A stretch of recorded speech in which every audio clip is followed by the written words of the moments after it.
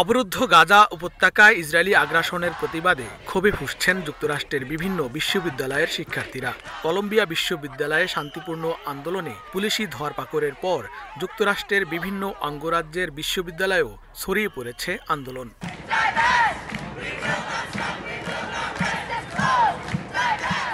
Slogan, মিছিল আর গানে গানে ইসরায়েলি তাণ্ডব বন্ধের দাবি জানান শিক্ষার্থীরা। ক্যালিফোর্নিয়া, টেক্সাস, ইলিনয়ের পর এবার সোচ্চার হয়ে উঠেছেন আরও বেশ কয়েকটি অঙ্গরাজ্যের বিশ্ববিদ্যালয়ের শিক্ষার্থীরা। গাজায় ইসরায়েলের নির্বিচার হামলার প্রতিবাদ জানাতে বিভিন্ন ক্যাম্পাসে তাঁবু গেড়ে অবস্থান করছেন শিক্ষার্থীরা। গাজায় ইসরায়েলি আগ্রাসনের নগ্ন সমর্থন দিয়ে চরম বেকায়দায় পড়েছে বাইডেন প্রশাসন। স্বাধীন মত প্রকাশের সবক দেওয়া যুক্তরাষ্ট্রেই শান্তিপূর্ণ আন্দোলনে ব্যাপক দমনপীড়নের অভিযোগ উঠেছে। বিভিন্ন বিশ্ববিদ্যালয়ে মোতায়েন করা হয়েছে নিরাপত্তা বাহিনীর অতিরিক্ত সদস্য। আটক করা হয়েছে শত শত শিক্ষার্থীকে।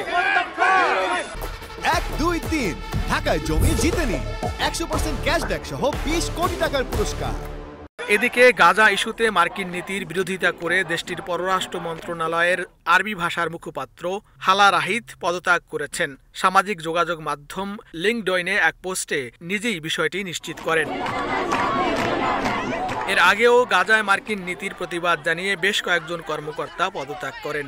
গত মার্চে গাজা ইস্যুতে যুক্তরাষ্ট্রের বিতর্কিত ভূমিকার প্রতিবাদ জানিয়ে নিজের পদ থেকে সরে দাঁড়ান মার্কিন পররাষ্ট্র মন্ত্রণালয়ের মানবাধিকার ব্যুরোর কর্মকর্তা অ্যানেলি শেলিন। তার আগে গত জানুয়ারিতে পদত্যাগ করেন যুক্তরাষ্ট্রের কেন্দ্রীয় শিক্ষা মন্ত্রণালয়ের জ্যেষ্ঠ কর্মকর্তা তারিক হাবাস। বাইডেন প্রশাসন চাচ্ছে এই আন্দোলন কঠোর হস্তে দমন করতে, তবে শেষ পর্যন্ত কতটা তা সফল হবে নাকি এই আন্দোলন ছড়িয়ে পড়বে আরও ব্যাপকভাবে, তা এখন দেখার বিষয়। University of southern California USC campus থেকে লস্কর আল মামুন, সময় সংবাদ।